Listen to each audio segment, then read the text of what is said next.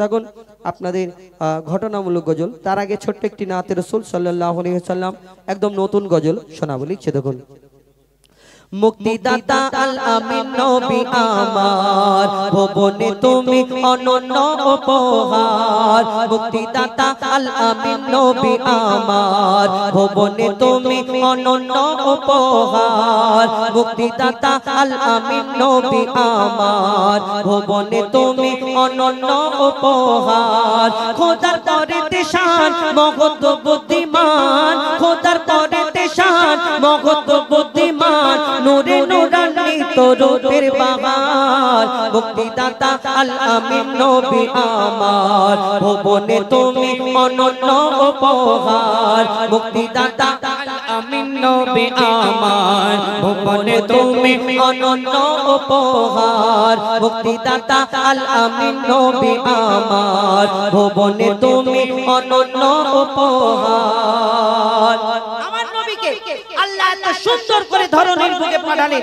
আমরা যদি একটা কালো ঘরের মধ্যে ঢুকে যাই, লাইট জ্বলে, আমাদের ছায়াতে সেই ঘরটা অন্ধকার হয়ে যায়। আমার দয়ার নবীকে আল্লাহ এত সম্মান এত সুন্দর করে ধরনের বুকে পাঠালেন। আমার দয়ার নবী অন্ধকার ঘরেতে ঢুকলে তার রূপের আভাতে ঘরেতে একটা সূর্য যদি পড়ে থাকতো, সেই সূর্যটাও খুঁজে পাওয়া যেত। এত সুন্দর আমার দয়ার নবী। আমরা কোনোদিন ভাবতে পারি আমরা অন্ধকার আলো ঘরেতে ঢুকলে অন্ধকার হয়ে যায়? আমার দয়ার নবী দো জাহানের বাদশাকে আল্লাহ এত সুন্দর করে ধরনের বুকে পাঠালেন। একটা সূর্য ছোট্ট মতো যদি পড়ে থাকতো, সেই তার রূপের আভাতে সেই সূর্যটা খুঁজে পাওয়া যেত। কি সুন্দর করে বানালেন কবি ছন্দের মাধ্যমে, লিখছে দেখো। তোমার আবাতে আধার ঘরেতে সূর্য খুঁজে পাওয়া যেত। তোমার বিনয়ী শালীন ব্যবহার সবাইকে মুগ্ধ করিত। তোমার আবাতে আধার ঘরেতে সূর্য খুঁজে পাওয়া যেত। তোমার বিনয়ী শালীন ব্যবহার সবাইকে মুগ্ধ করিত। মিষ্টি মধুময় মুখের ভাষা তোমায়, মিষ্টি মধুময় মুখের ভাষা তোমায়। অনুপম তুমি সেরা রূপকার। মুক্তিদাতা আল আমিন নবী আমার, ভুবনে তুমি অনন্য উপহার। মুক্তিদাতা আল আমিন নবী আমার, ভুবনে তুমি অনন্য উপহার। মুক্তিদাতা আল আমিন নবী আমার, ভুবনে তুমি অনন্য উপহার। ভালোবাসিয়া ভালোবাসিব মনে প্রাণে নির্ভাবনা। ভালোবাসা ভালোবাসা এরকম ভালোবাসতে হবে। এখন ভালোবাসা তো ডিজিটাল যুগ, যত দিন যাচ্ছে ভালোবাসা বেশি দিন টেকসই হয় না। দু চার দিন হয়ে সুতো পচা সুতো দিয়ে বাঁধা ছেড়ে যাচ্ছে। আগে তবু চিঠি পর্যন্ত ঠিক ছিল, দেখাশোনা দেখা সাক্ষাৎ হতো না, চিঠির মাধ্যমে ভালোবাসা করতো মানুষ। ভালোবাসা খারাপ ভাববে না, শুধু ওই ভালোবাসাকে ভালোবাসা বলে না। এই দুনিয়াতে কবি বলছে এমন ভালোবাসা ভালোবাসতে হবে যেন এইখান থেকে নিয়ে আর কাল কিয়ামত পর্যন্ত এই ভালোবাসা বরকরার থাকে। এই ভালোবাসার খুশবুটা সেই কাল কিয়ামতের ময়দানে যেন ছড়িয়ে যায়। এই ভালোবাসার রংটা কালকে কিয়ামতের ময়দানে এমন রংটা ছড়াবে, কাল কিয়ামতে এই ভালোবাসার ফায়দাটা যেন সেখানে পাওয়া যায়। ভালোবাসা এখন ডিজিটাল যুগ, ভালোবাসায় চুল্লু করে বানিয়ে দেয়, হয় না? চুল্লু করে বানিয়ে দেয় কেন? ভালোবাসা এখন ধোঁকা দিলে সাইডে কেন? ভালোবাসা ধোঁকা খেয়ে আর ওইদিকে ধোঁকা খাচ্ছে, ওই সাইডে গিয়ে ওই অন্য কিছু খাচ্ছে কেন? নেশা করবে, তবে সেই ভালোবাসার কথাটা ভুলে যাবে। আর কি ভালোবাসা দুনিয়াতে তোমাকে চুল্লুখোর বানায়? এই ভালোবাসা এমন ভালোবাসতে হবে কাল কিয়ামতের ময়দানে তোমাকে সেখানে সবাই সামনে মা মুখ তুলে দাঁড়াতে পারো। কবি ছন্দের মাধ্যমে আর কি লিখছে দেখো। ভালোবাসিয়া ভালোবাসিব মনে প্রাণে নির্ভাবনায়। তোমায় যদি পাই আর কিছু না চাই, তোমায় যদি পাই আর কিছু না চাই, রবে না আখিরাতের ভয়। ভালোবাসিয়া ভালোবাসিব মনে প্রাণে নির্ভাবনায়। তোমায় যদি পাই আর কিছু না চাই রবে না আখিরাতের ভয় মুজিবুল থাকিলে নবী প্রেম নলে হুজাইফা থাকিলে নবী প্রেম নলে কবর হাসর মিজানে পাবে ছাড় মুক্তিদাতা আল আমিন নবী আমার ভুবনে তুমি অনন্য উপহার মুক্তিদাতা আল আমিন নবী আমার ভুবনে তুমি অনন্য উপহার মুক্তিদাতা আল আমিন নবী আমার ভুবনে তুমি অনন্য উপহার খোদার তরে দেশান মহৎ বুদ্ধিমান খোদার তরে দেশান মহৎ বুদ্ধিমান নূরে নূরান্বিত রূপের বাহার মুক্তিদাতা আল আমিন নবী আমার ভুবনে তুমি অনন্য উপহার মুক্তিদাতা আল আমিন নবী আমার ভুবনে তুমি অনন্য উপহার। নারে তাকবীর। কোথায় গেল 10 টাকাটা চলে গেল নাকি দেখি 10 টাকা একটা পেয়েছি 10 টাকা না ছেঁড়া না বলকে ছেঁড়া কি জ্বালা বলো দেখি ভালো নোট বলে ছেঁড়া আর জোরে করে বলো দেখি নারে তাকবীর নারে তাকবীর। দুটো দিয়ে দেখা পেয়ে এই তুই আয় তুই দাঁড়া আসেই ওই তুই আয় ওট ওট ওট ওট ওট না লজ্জা করছি কেন এখন থেকে যদি এত লজ্জা করে কি চুল কেটেছি কচি হেভি চুল কেটেছি এটা কি কাটিং দুতলা হ্যাঁ কি কাট ও আচ্ছা মালসা ছাঁট সেটা কি আবার দাঁড়া না তুই লজ্জা করছিস কেন তুই হুজুর আর তুই হিরো তাই তো দেখি দুজনের মধ্যে কম্পিটিশনকে যে জিতবে তাকে দেবো ঠিক আছে চো বল তুই প্রথম হুজুর জোরে দে নারে তাকবীর ও বাবা তুই বল নারে তাকবীর হ্যাঁ হুজুর আর হুজুর এইদিকে হ্যাঁ এনে আস্তে আস্তে যা হুজুর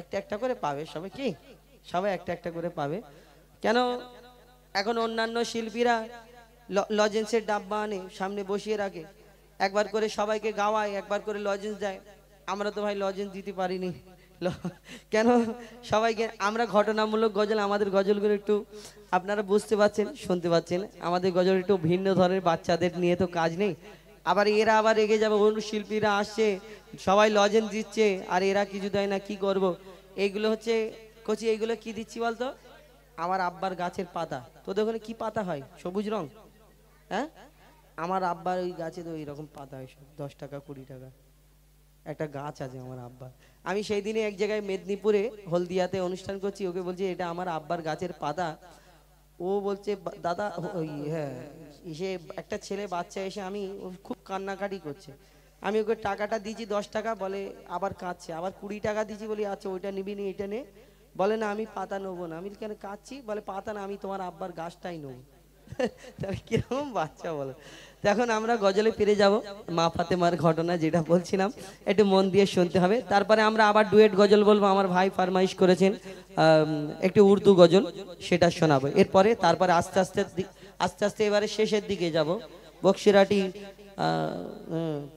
বক্সিরাটিতে আমরা এসেছি এই কমিটিকে নিয়ে একটা গজল শোনাবো এবং পরপর কিছু ডুয়েট গজল বলবো তারপরে আপনাদের কাছ থেকে বিদায় নেব ইনশাল্লাহ আপনারা ছেড়ে দিলে আমরা চলে যাব তো আপনারা তো কেউ উঠছেন না অন্য জায়গায় 10:30 বেজে গেলে সব আস্তে আস্তে উঠে যায় এখানে আস্তে আস্তে লোক এসে বসছে দেখি আল্লাহ ভালো করে কি বলে সবাই এসে বসছে যাই হোক আমরা এই ঘটনামূলক গজলটা শোনাই একটু মন দিয়ে শুনতে হবে আর মা বোনেরা গল্প করবে না এই গজলটা অনুরোধ করব তো একদিন হযরতে আলী কারামাল্লাহ ওয়াজহু তানার স্ত্রী তানার বিবি মা ফাতেমা আমার দয়ারের নবীর বেটি নবী নন্দিনী মা ফাতেমা একদিন হযরতে আলী যুদ্ধে যাবে বলে রেডি হচ্ছে যুদ্ধে যাবে তানার সবকিছু সরঞ্জাম রেডি করে দিচ্ছে মা ফাতেমা আর রেডি করে দিচ্ছে সঙ্গে সঙ্গে আর মা ফাতেমা বলে স্বামী গো আমার আপনার কাছে একটা আবদার আছে একটা কথা আছে দরকার আছে কি দরকার না স্বামী আপনি যুদ্ধে যাচ্ছেন কিন্তু আসার সময় যখন আপনি ফিরবেন আমার জন্য একটা নতুন জামা একটা নতুন যদি কাপড় আনেন তাহলে আমি খুশি হব এই কথাটা বলার সঙ্গে সঙ্গে হযরতে আলীর মনটা খারাপ হয়ে যায় ছোট্ট হয়ে যায় কেন আমার দয়ারের নবীর বেটিকে আমার দয়ারের নবী দো জাহানের বাদশা জানার কন্যা মা ফাতেমা তিনি জামা চেয়েছে হযরতে আলী দেবে না, এরকম ব্যাপার না। হযরতে আলী চিন্তা করছে আমি তো যুদ্ধে যাচ্ছি আল্লাহর রাস্তায়, আর যদি আমি শহীদ হয়ে যাই ফাতেমার এই আশাটা পূরণ হবে না। বড্ড ভালোবাসতেন মা ফাতেমাকে। তো হযরতে আলী যখন তার মনটা খারাপ করে তিনি যুদ্ধে চলে গেলেন, আর মা ফাতেমা নিজের কাজে ব্যস্ত, আর এইখানে ইমাম হাসান ইমাম হোসাইন ছোট ছোট ওই নানার দরবারে চলে যায়, নানার কাছে চলে যায়, খেলতে খেলতে নানার কাছে যায়। আর যাবার পরে আমার দয়ারের নবী জিজ্ঞেস করে তোমার আব্বু আম্মু কি করছিল। যখন এই কথা জিজ্ঞেস করার পরে আর ইমাম হাসান ইমাম হোসাইন বলছে নানা গো, আজকে আমার আব্বা মনটা খারাপ করে যুদ্ধে গিয়েছে। কেন? আমার আম্মু একটা জামা চেয়েছে, ওই কারণে। এই কথাটা শোনার সঙ্গে সঙ্গে আমার দয়ারের নবী রেগে যায়, আমার দয়ারের নবী কষ্ট পায়, তিনি কান্না করেন, চোখ থেকে পানি ঝরে। আমি ফাতেমাকে এত শিক্ষা দিলাম, আর আমার ফাতেমার জন্য তার আলী, আমার আলী তার স্বামী কষ্ট পেয়েছেন, এটা কেমন করে হয়? তারপর কি ঘটনা হয় মন দিয়ে শুনতে হবে, লিখছে দেখুন। স্বামীর মনে মা বোনেরা ব্যথা দিও না, আমার নবীর ঘোষণা ঘটনা শোনো মা ফাতেমা, ঘটনা শোনো মা ফাতেমা। স্বামীর মনে মা বোনেরা ব্যথা দিও না, আমার নবীর ঘোষণা ঘটনা শোনো মা ফাতেমা, ঘটনা শোনো ফাতেমা।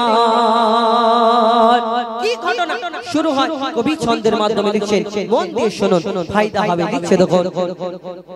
যুদ্ধ করতে যাবে আলী হাতে নিল তলোয়ার, যুদ্ধ করতে যাবে আলী হাতে নিল তলোয়ার, মা ফাতেমা স্বামীর কাছে করলো এমন আবেদন, মা ফাতেমা স্বামীর কাছে করলো এমন আবেদন, মা ফাতেমা স্বামীর কাছে করলো এমন আবেদন। যুদ্ধ থেকে ফেরার পথে আসবে যখন ঘরে, একটি নতুন কাপড় কিনে আনবে আমার তরে, একটি নতুন কাপড় কিনে আনবে আমার তরে। এই কথা শুনে হযরত আলী বড়ই দুঃখ পায়, যদি আমি শহীদ হয়ে যাই কে আনবে বলো কাপড় তোমার, কে আনবে বলো কাপড় তোমার। স্বামীর মনে মা বোনেরা ব্যথা দিও না, আমার নবীর ঘোষণা ঘটনা শোনো মা ফাতেমা। এই দুনিয়া আমরা স্বামীকে আপনারা কত সম্মান করেন, এটা তো এখন ডিজিটাল যুগ দেখে বোঝা যায়। আগেকারের নারীরা তো ভালো ছিল, স্বামী যদি বাইরে থেকে কাজ থেকে ফিরতো তার সামনে হাত বেঁধে দাঁড়িয়ে থাকতো, স্বামীর কি লাগবে সাথে সাথে প্রয়োজনটা মিটিয়ে দেবো, একটু সামনে পানি ধরলো ওই গামছাটা নিয়ে আসলো আর বাতাস করতো। এখন ডিজিটাল যুগ, মা বোনেরা সমান সমান অধিকার চায়।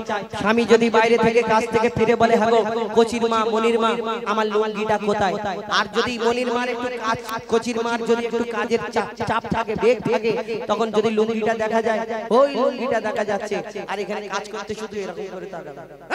তোমার চোখে 40 হয়েছে, ওইখানে লুঙ্গিটা রয়েছে দেখা পাও না, জোরে জোরে বলে বলো, কোনো অসুবিধা নেই। যখন ভিতরে যাবে গুড়গুড় গুড়গুড় করে আওয়াজ হবে, বলে আল্লাহ একবার ছেড়ে দাও, আমার কচির বাপের পা জড়িয়ে ধরে পড়ে থাকবে জীবন ভর, কোনোদিন কিছু বলবো আল্লাহ তোমাকে পাঠাবে, শুধু আওয়াজ হবে, আওয়াজ আরো বেড়ে যাবে। কবি ছন্দের মাধ্যমে তারপর কি ঘটনা হয়, দয়ার নবীর কাছে যখন ইমাম হাসান ইমাম হুসাইন যায়, লিখছে দেখুন। দুঃখ ভরা হৃদয় নিয়ে আলী গেল রনে, দুঃখ ভরা হৃদয় নিয়ে আলী গেল রনে, নানার কাছে ছুটে এলো হাসান হোসেন, নানার কাছে ছুটে এলো হাসান হোসেন। আপুর কাছে নতুন কাপড় চেয়েছে আম্মি জান, তাই আপুর মনটা খুবই খারাপ ছিল যে সে পেরেশান, আপুর মনটা খুবই খারাপ ছিল যে সে পেরেশান। এই কথা শুনে দয়ার নবীর কান্না থামে না, কি ভুল করলো ফাতেমা, কি করলে বলো বেটি আমার, কি করলে বলো